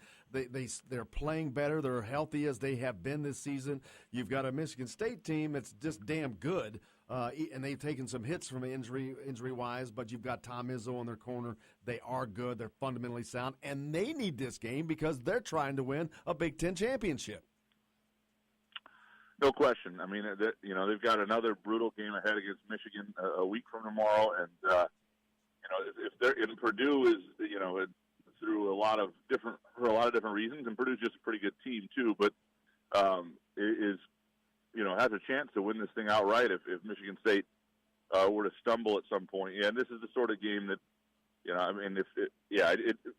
for what Michigan State wants to get done, they still have some hope for a number 1 seed, outside chance that and to win a Big Ten title outright, they've got to win this. Yeah, and boy, Purdue, you talk about a little shocker. That's not a team that I would have bet anything on being in this position, but they certainly are. You got to give a credit to Matt Painter. What a hell of a job he's done this year with his team, because on paper they were not as good this year as they were last year, but daggone, they sure have had a hell of a season. Yeah, none of the top 3 teams. I mean, what's really remarkable about this Big Ten, and the Big Ten gets a lot of credit for having a good year, and really where the Big Ten deserves credit is its depth. I mean, when you look at the Big Ten tournament next week and teams like Penn State and Illinois that are going to be really dangerous, that are toward the bottom of the league, and nobody wants to play Indiana, and they're 5-12. You can go. Northwestern seems to be fading. Nebraska seems to be fading, but you can really go 1 through 12 stronger than. I mean, you put the 12th place Big Ten team against the 12th place team in any other league, and they're quite a bit better. But at the top, it's not the league everybody thinks it is. I mean, all 3 of the top 3 teams were more talented a year ago than they are this year, and Purdue, if Purdue wins it, I mean, Purdue is a weird team. It's a great coaching job, a great story, but you have a bunch of role players surrounding a guy who doesn't make his teammates better. I mean, and that should not be a mix for winning, and it somehow is. Yeah, it's like they've blown my mind. I'm like, wow, especially with the Big Ten being as strong as they are, especially with Michigan and Michigan State obviously coming into the season look to be the two stronger teams of the entire conference, which they are, but Purdue just hanging on there, man, waiting for somebody to make a mistake. Yep, no question, and that and the schedule has helped a little bit. It was front loaded, and they won some games. At Wisconsin, they beat Michigan State in West Lafayette, and now they're beating the teams they can and should. And looking forward to the NCAA tournament, as strong as the Big Ten has been, they're not. You look at the ACC, where you've got Virginia, North Carolina, and Duke at the top, which seems to be they're stronger at the top, but obviously the Big Ten toughest top to bottom. But do you expect to see the Big Ten do anything in the NCAA tournament this year, or someone to make some noise? No, sure. The thing that the Big Ten has as well is they have a pretty good upper tier where you have, a number of teams that could be in the second weekend. So, I mean, the Sweet 16 could have, and I don't know if this many will make it, but you could see, 5 Big Ten teams in the Sweet 16 with the right matchups and pairings, and so that would be sort of telling of what, the strength of the league a little bit. And in terms of a Final Four, I really think there are 2 teams that are capable of that, and even both of them have their flaws and could hit a matchup that snags them, or a night where it doesn't work. And Michigan State is a weird team in some ways too. They've gotten a very small margin for error and yet a very high ceiling, and that's a rare combination. What do you expect to see tomorrow at Assembly Hall, Graham? I'm curious to see on McQuaid's status. He is Michigan State's second most important player, and if he's at all hobbled, he's their best defender. He is a guy who gives them some secondary playmaking. They don't have a ton of guys who create their own shot. I mean, if he is hobbled and less than, it could be a really dicey game. If he's 100% healthy, I think Michigan State is the better team. I think they complement each other real well. They're connected well. And they lost the first game, so it's not like there's any chance they're going to overlook or not be keyed in. They've had a week to prepare, and for a team that beat them at home, the only team that beat them at home all year. And so, if McQuaid is good to go, I think Michigan State will pull away in this one a little bit and win. Not by a lot, but 6-8 point range. But if he is not, I don't know that I can pick MSU. I mean, he is that important to what they do. We'll certainly get the chance to find out. If you like college basketball, make sure you follow Graham Couch from the Lansing State Journal. Graham, I can't thank you enough, man. We appreciate you, as always, coming on. We appreciate your perspective. Anytime. Take care. Thank you. Graham Couch from the Lansing State Journal, talking about Indiana and Michigan State tomorrow. That game is at noon tip. You can catch it right here. Don Fisher on the call, noon Eastern time, 11 Central. The pregame starts at 11 Eastern, 10 Central. So make sure you are ready for that. Okay, Justin's in there dancing. But we got a lot coming up anyway. Todd Leary is on with us next. Stay tuned. We're back with more on Indiana Sports Beat right after this.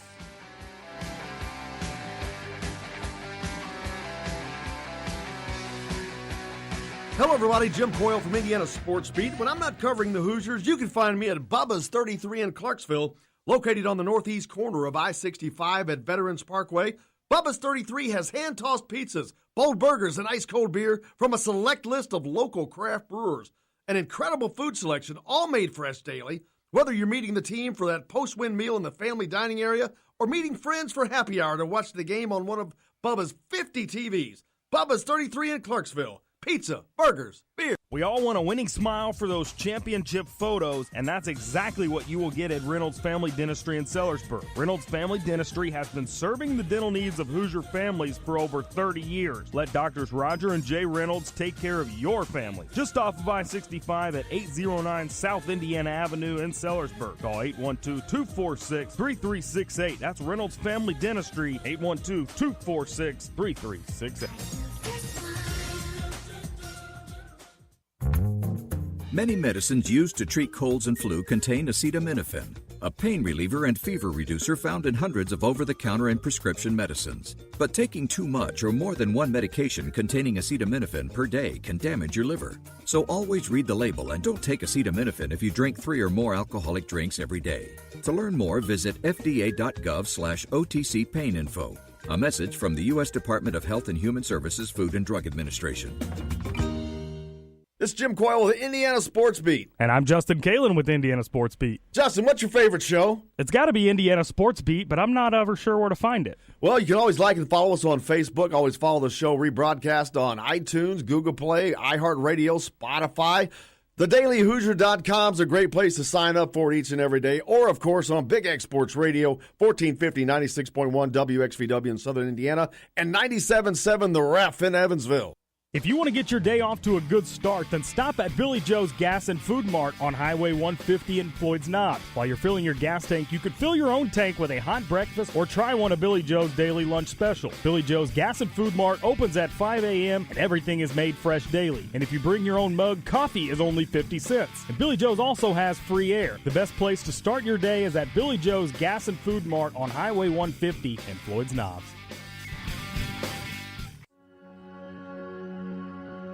All across the country, people are coming together to speed up what we can learn about health. The All of Us Research Program is calling on 1 million people to join us as we try to change the future of health. For your family, for future generations, for all of us. Visit joinallofus.org and find out how you can become one in a million.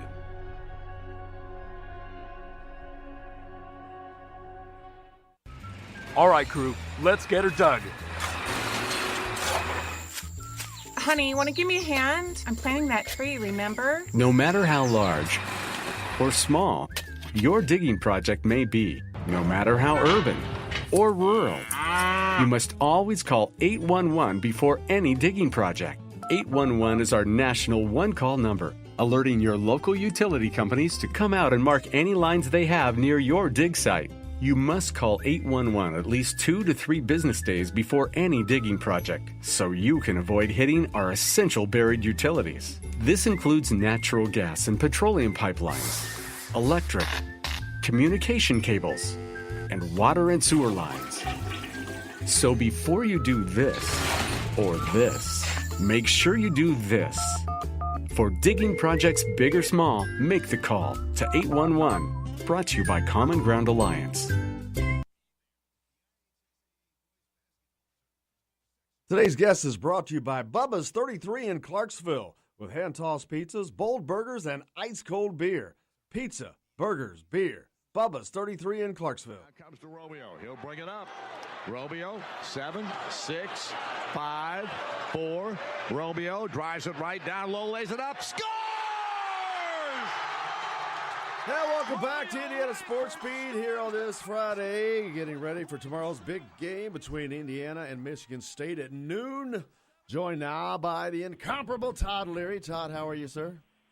Hey, I'm great this morning. How about you? Good, good. I should have had Justin edit that piece by Don Fisher, and every time he said Romeo, I have him say, Todd Leary, Todd Leary, Todd Leary scores! Yeah, it wouldn't sound the same coming out of his mouth. Romeo just sounds good.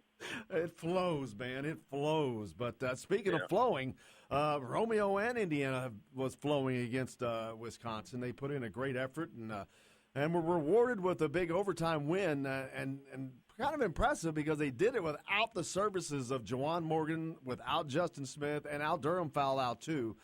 So they're able to get it done and finish something they haven't done well this year, but they get it done in an impressive fashion. Yep, they did, and it's it's kind of funny when you look back at the two of the times when I think Indiana has had guys rise to the occasion and maybe, as I've mentioned all year long, maybe play above their expectations or above our expectations of them have been when Juwan Morgan's been out. So the away game at Michigan State and then the overtime the other night against Wisconsin, Juwan has been out of those games. And it's like guys figure out a way to step up. And by no means am I saying they should play without Juwan Morgan. So don't misunderstand what I'm saying. But it'd be nice for him to find a way to kind of have other guys realize they need some productivity out of him while Juwan is in the game. And it just, I don't know. I mean, I don't want to be negative because it's nice that they got another win against a ranked team, but it just also makes you think about how this year could have played out had they just won a few of those games that they really should have won. Absolutely, because I've thought about that. There are games that there's just no excuse for losing that they should have, and they wouldn't be in this position. They would be solidly in the NCAA tournament. That's the sad thing. It would have taken so much less this year because they've got quality wins. They did not have a quality win last year. I mean, they beat Notre Dame, which was a decent team, but that was it. They did not have a quality win. This year they've got all these quad one wins. They've got an opportunity for another one tomorrow, and yet they lose. They get their butt kicked at home to Nebraska, who seemingly can't beat Lawrence North right now.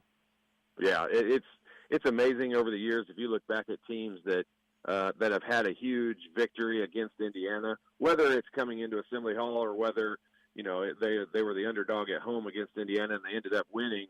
How many times that's kind of the peak of their season, and from then on everything's downhill for them, and they just don't play as well, and it's like that was their Super Bowl, and that's one of their goals to accomplish in beating Indiana. And there's a lot of Big Ten players over the years that could say we played in Assembly Hall 4 times and never won. And that's one of those places that you want to go into and you want to beat Indiana at Indiana. I was thinking about it the other night. It's funny when you look at the games that were on TV the other night. Indiana was still the one, even in the position that they're in. Indiana was still the one that was on ESPN instead of some of the smaller networks, the Big Ten Network or whatever. And it just goes to show. People can argue all they want about Indiana is not one of the elite blue bloods of college basketball, but it just pans out every year that they end up being. People want to see other teams want to beat you, and that's a compliment. So it's frustrating, like we just said a second ago. I mean, it's frustrating to look back on, having a chance to win that Maryland game when you did such a great job in the first half at Maryland, and then, just the home games, and, should have won at Rutgers. I think they lost at Rutgers, didn't they? I think so. But, I mean, you should win at Rutgers, and you should never lose at home to Nebraska, and then Iowa you should have beat at home also. You just take those games right there, and we're talking about whether Indiana is going to be a 5 seed versus an 8 seed. Absolutely. And ironically, it's crazy, and I've said it, I'm almost tired of saying it, but sitting at 14-14 right now, if they were to win out, with 3 games left in the regular season, but which would include another quad one win over Michigan State tomorrow, then if they can get a couple of wins in the Big Ten tournament, that would put them at 19 wins with the resume that they have. Do you think that would get them into the tournament? And in any other year, I wouldn't even ask that question. But this has been such a crazy year, and because of the strength of schedule, they have the 12th strength of schedule 12th, and the Big Ten being as tough as it has been. Do you think that they could get in if they were able to do that? I do, yeah, for sure. I mean, it would be controversial. You know, they put themselves in a position where they're going to make if they do all of that. You know, they do all the things that we're saying, which is going to be very tough.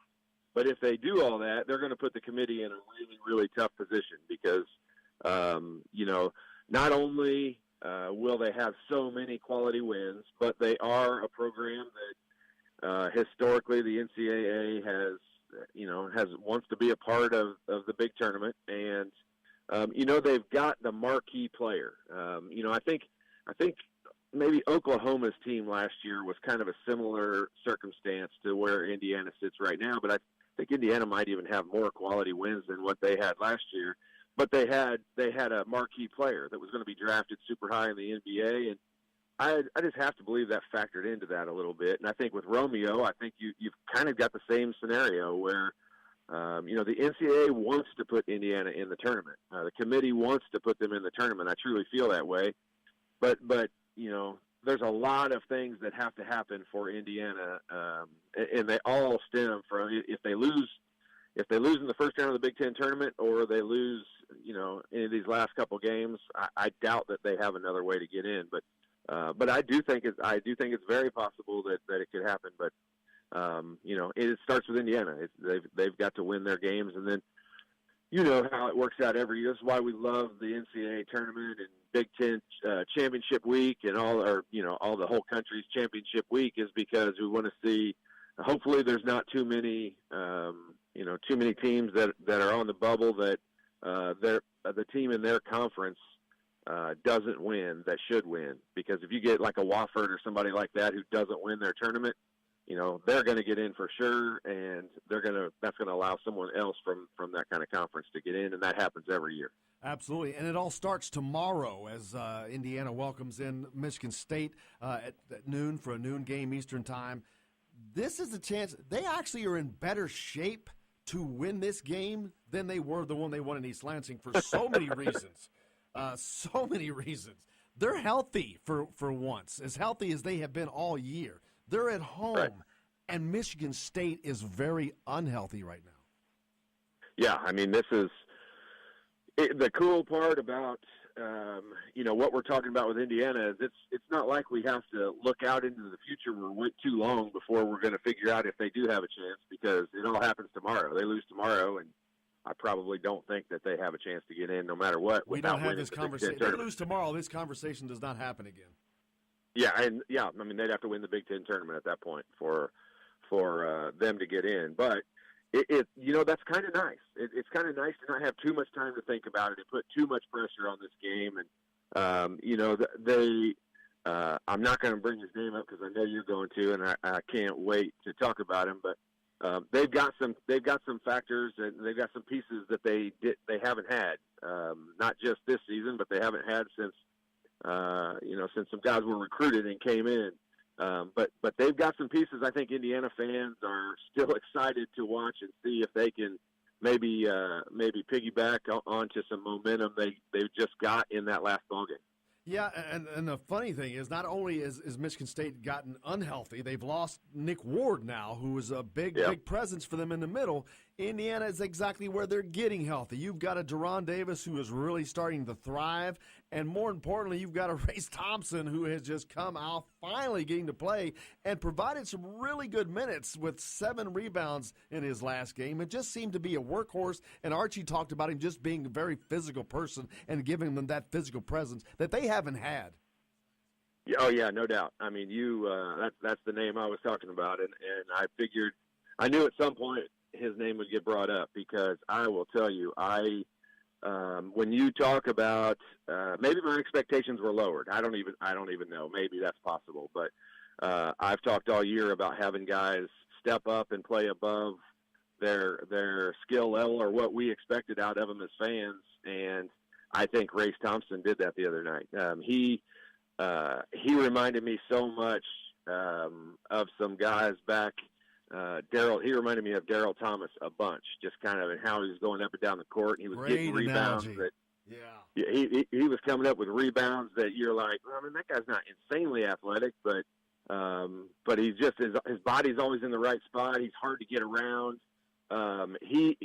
I was so impressed with watching him on the court the other night, because I'm telling you, it's not easy. I don't care how much you practice. It doesn't matter. If you've not played in the game speed, and he's not done it for 2 years almost, if you've not played at game speed, for him to be able to come in and be that physical right off the bat in one of his first games in 2 years, I cannot stress how difficult that is to do. And, man, am I excited to see him play some more. And I don't think he did anything that, he would think was, oh, that's going to be tough for me to repeat. I mean, I think he was still kind of getting his sea legs underneath him and trying to figure some stuff out. But, boy, was he in the right spot at the right time. And his body is just big and physical. And I'm a huge Race Thompson fan right now. And I think they've got some things to build off of. And you're playing a team that is known for its physicality. Even without Nick Ward, I mean, Michigan State it seems like every guy plays more physical at every position. And that darn Cassius Winston guard is just, he's just so good. He makes me sick because I root against him so hard. But, man, he's good, and he just seems to make plays, and he's a tough little guard. So anytime you can beat Michigan State, healthy or not healthy, they've got a great X factor in having the Hall of Fame coach and all of that, and it's a good win no matter when you beat them, whether they're 50% healthy or 100%. So I'm excited to see how Indiana reacts and how they build off of the momentum. Or I hate to be the pessimist, but we've seen too many times where after the last Michigan State game, we really thought that they gained some momentum and learned some stuff, and then they came out and laid a couple eggs. So. I'm excited. I'm as excited as you are for tomorrow. Yeah, it's setting itself up to be a hell of a game, because Indiana is instead of losing 10 straight or whatever they had lost when they won in East Lansing, they're coming off of an emotional win, a cathartic win probably. They found out they can win without being at their best again, because just right. like they did it at East Lansing, but. They've got confidence now. You've got a Race Thompson now that is giving them some physical abilities down below against a team who's hurting in that regard. And so I really think that if they can do the same thing they did the other night, they can really impose their will on this team. But this is the Michigan State team who damn sure wants a win, because they're fighting for a Big Ten championship here. Yep, they are, and they're they're battling Michigan and Purdue up at the top up there. They want to win so that Michigan doesn't. They want to win the Big Ten title so that Michigan doesn't, almost as bad as they want to win for themselves to win. So, they're playing for a lot. They're coming off of just a huge, you talk about confidence, for them to go into their rivals' building and win. That's probably one of their top teams. One of the top games they mark every year that they want to win, and Michigan State's coming off a super high. So is Indiana. Everything points towards this should be a great game, and it's kind of early in the day. I wish it was like 2 hours later, because those are the best time games. Isn't it a 1:00 game tomorrow? Noon Eastern. Noon, yeah. So it's an early game, and those are not the best. I mean, they're going to be eating pregame meal at 8:15 in the morning, and. Nobody really eats, and it's just everybody's dealing with the same thing. Trust me, I'm not making excuses. Michigan State's dealing with the same thing. Just from a player's perspective, it's not as you're not full blast 100% at noon, because usually, especially these guys being in college, they're probably just used to getting up about that time. Well, speaking of which, being a player, noon game on the road.